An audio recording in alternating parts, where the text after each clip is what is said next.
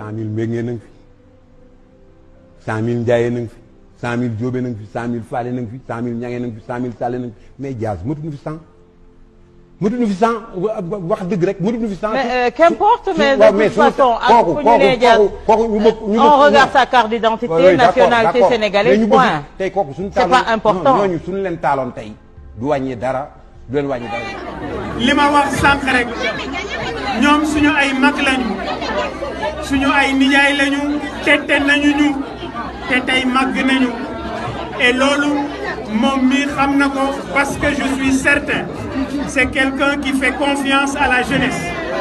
et jeunesse boobu tey jii ñoo bëgg ñoom ñu wan ñu yoon ngir li ñu jàngal ci lu baax ñun ñu mën koo jëfe. Monsieur le ministre, merci d'être passé. borom Fouta Tampi. waaw maa ngi nii. les Fouta Weli la. waaw càmmiñ Antoine Félix Diome rek jigéen Antoine Félix Diome a toog nii. kaawee naqaree lijjanti. def ba mu baax ba mu tërërër yi. waaw maa ngi mën a numéro 10 man la gars yi di war. salaamaaleykum mbokki patriotique gars yi ñu ngi ziar ñëpp di bëggee ñëpp di ñaan ñëpp jàmm di ko ñaanal suñu bopp di ñaan Sénégal jàmm rek di fi am quoi gars yi tey on va parler de Gaston Mbengue sorteem 10 minutes de Djine Ndiaye Bougane Gueye Dany Aly Ngouille Ndiaye président Macky Sall mi accueillir benn malfrat palais on va en parler gars yi premièrement je vais parler de Bougane naturellement Bougane j'en ai fait 4 vidéos daanaka wax leen lépp A ba Z gis ngeen Bougane bi ko Aly Ngouille Ndiaye te parrainage lu ne wax na ko lu ne wax na ko lu ne wax na ko tey mu ne Aly Ngouille Ndiaye xam na ni Bougane xam na nee na Aly Ngouille Ndiaye xam na ni moom il fait confiance à la jeunesse à lui bien sûr Aly Ngouille Ndiaye il fait confiance à Bougane parce que Bougane Macky moo ko fi teg mu ne ko dafa bëgg mu ñu encadrer mu encadrer leen maanaam mu wan leen yoon bi wan leen lu baax maanaam liñ ko mënee ñoom leen laa leen wax ku ko gëm baax na ku ko gëmul baax na Bougane sorteem yeewu askan bi c'était programmé formé partem xam na ni il peut pas avoir gain de cause mënul gagner dara ci partem parce que yeewu askan rek ngay dégg mais Bougane il avait un compromis Bougane le seul gain bi nga xam ne am na ko mooy Bougane il va rejoindre Macky Sall di ngeen gis dans les jours à venir yaakaar naa soit mu doon avant élection locale yi yaakaar naa moom lay doon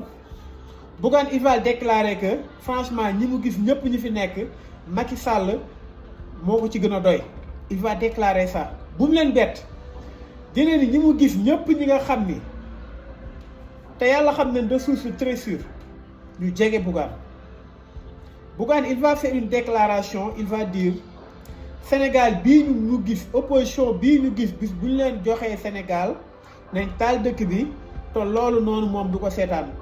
Macky Sall mi nga xam ne mooy dox jàmm mi ngi koy jéem a def lépp pour jàmm les cadres unitaires de l'islam en partie c'est pour faciliter l'entrée de Bougane à l'APR ku gëm baax na ku gëmul baax na nañ leen dem nag foofu laa yem ci affaire Bougane il va faire une déclaration Bougane il est en pourparlers ak ñenn ñi nga xam ne ñi ngi ci wetam ñu xool ban la ñuy préparer pour dem def déclaration rejoindre soutenir Macky Sall les dignitaires les cadres unitaires de l'islam affaire paix bi ñu wax pour signer ko c'est pour faciliter ñenn ñi nga xam ne dañoo war a rejoindre Macky Sall nga xam ne day doon benn choc lay doon Sénégal pour ñu justifier ko dañ leen a woo pour ñu ñëw jàmm ñu ne bokkuñu comme Ousmane Sonko li mu wax loolu moo leen motiver pour ñu rejoindre Macky Sall point loolu ça se passera ainsi incha allah nañ dem rek nag yaa mun naa juum nag mais de source extrêmement sûre beneen bi mooy Gaston Mbengue da ngeen war a xam ni Gaston il n'est pas intelligent Gaston xam nga tey koo xam ni sa liggéey bu gën a dox bi nga def mooy boole ñaar nit ñu xeex looloo gën a yomb ci àdduna boole ñaar nit ñuy dóorante nga fay la looloo gën a yomb Gaston de mus nañ ko condamné à 2 ans de prison pour diffamation maanaam wax lu dul dëgg sos yàq der dem leen ci analyse justice bras long moo tax tëddul te li Gaston wax tey na leen leer ni yéen maanaam continuité la c'est la cour normale des choses de ce régime Penda Ba dafay génn saaga olof yi ñu ne amul problème ñu defal ko passeport diplomatique mu tukki Aliou Dembourou Sow génn ne pour défendre candidature Macky Sall jar na ñu génn jaas yi Farba Ngom ne pendant 50 ans séeréer yi ñoo gouverner Sénégal léegi c'est au tour des Peuls ñu yor Sénégal pendant 30 ans 50 ans aussi Malick Sall génn ne joolaa yi dañoo bëgg a jël pouvoir bi pour retourner ko xeex ak Pël yi kenn waxul chaque jour ay dérive ngay dégg chaque jour des fois da ngay toog nga xool Sénégal à des angles différents da ngay jaaxle maanaam traîtrise moo fi am fen luubal discriminer ñenn maanaam waaso te loolu régime bii ñoo fi indi yàlla xam ne ku toog xool Sénégal sometimes I see them look Sénégal from the different angle maanaam damay toog xool Sénégal da ngay tiit kenn wóolatul kenn koo toogal yaa ngi yaakaar mi ngi lay enregistré koo séqal xaalis mu dóor la c'est-à-dire que dafa doy waar tellement que le mal est profond kon tey Gaston Mbengue su ñëwee ne ñi sant Dias mata ñu sant suñu leen taalee sax problème du am ay président Ousmane Sonko su ko waxoon ndagam si ñëw ma laa wax rek gars yi def ko débat télé yëpp di wax naa fekk yi ñëpp di wax TFM ñenn pion Macky Sall yi ñëpp di wax waaye Ousmane Sonko dafa doy waar gis nga bi mu waxee loolu li ñu di wax dakaa dëggalaat neelal ne xam nga lan la ko dëggalee Macky da ngay xeex ak moom dëkk ji xeex ak moom sax si xeex ak moom noonu la ko dëggalee nit da ngay dëggal sa bopp waaye mel ni Bougane loo wax yàbbiwaat ko beneen bi mooy nga gis wax dëgg yàlla Gaston Mbengue mu attardé wu ci moom parce que il représente rien au Sénégal en fait nga gis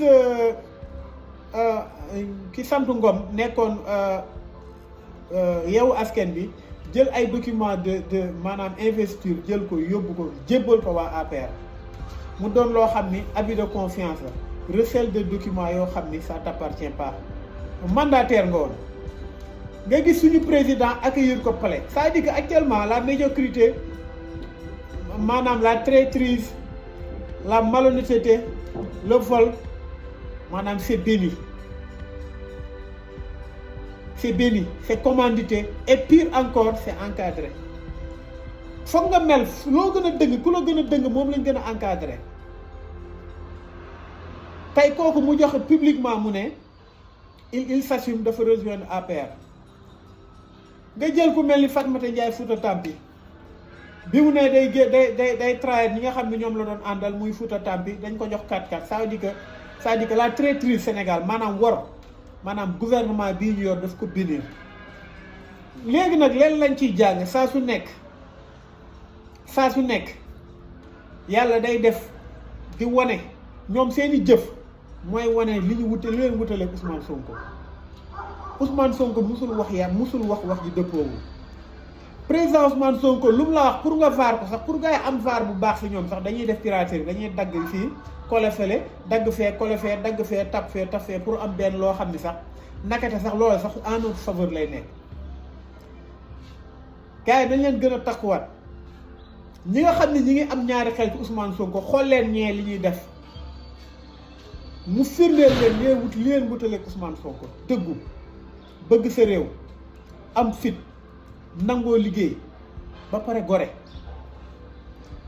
Ousmane Sonko moom a leer bis bu doonee président caisse noire ñu éliminé ko train de vie de l'état day diviser par 30 lu leer laa la wax dëkk bii ñëpp si war a jàpp pour mu changer te day changer incha allah gars yi nañ leen gën a jaajuwaat ay waxu Gaston Mbengue yi buñ ci tardé lépp ay affaire ay diversion la ak loo xam ne ñoom dañoo dem ba amatuñ ci jot mun nañ wax lu leen neex te du ñu am gàcce mun nañ trahir ku leen neex du ñu am gàcce léegi nag buñ ci attardé wu wax na ko moo xam de toute façon mënul taal ba ndagam Barthélémy Dias benn Barthélémy Dias waxuma sax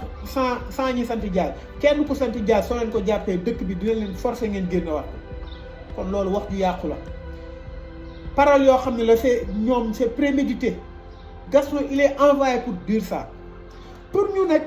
déjouer ñu suñu objectif ñu xool débat bi ñu orienté ko feneen fu dul ay Gaston wax yi on s'en fout suba nee nañ taal njaayam yëpp man ma bokku ci sama yoon nekku ci essentiel dëkk bi gars yi dañoo jaaxle gars yi xamatuñ fu ñu jëm gars yi si li ñu bëgg mooy ay diversion suñu objectif nañ ko teg ci élection locale yi parce que gars yi dañoo tiit li sëñ Moustapha Sy wax dafa doy waar ñaar la ko fi am dund ak dee nga libre wóolu ñu tëj la te man li may wax mooy maximum 2 ans ngeen ma mun a tëj parce que 2 ans moo leen fi defee gars yi on est près du but nañu gën a jàppaat nañu xam ni gars yi jeexal nañ suba di nga dégg ñu ne lu ne di nga ko dégg